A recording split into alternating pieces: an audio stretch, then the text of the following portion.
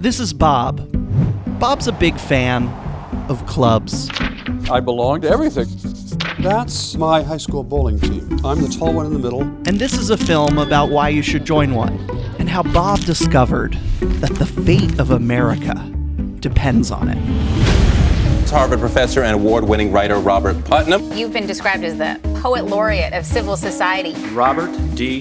Putnam, for deepening our understanding of community in America.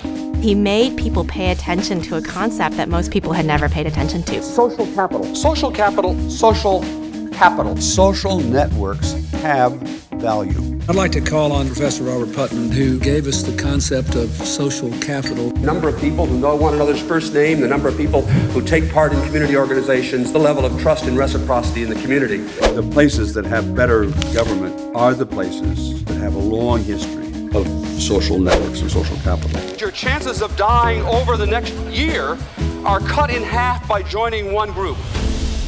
Bowling Alone. Where'd you get the title? I happened to run into a friend who owned a bowling alley, and he said, "Gosh, Bob, you don't know it, but you've stumbled onto the major economic problems facing my industry, because although more Americans are bowling than ever before, bowling is up in America. Bowling in leagues, bowling in teams is off by about 60%. Everything that reflects connections with other people are going down. How many times last year did you go to church? Down. How many times did you go to a dinner party? Down. How many times last year did you go to a club meeting? In barely a couple of decades, half all the civic infrastructure in America had simply vanished. It's equivalent to saying half of all the roads in America just disappeared.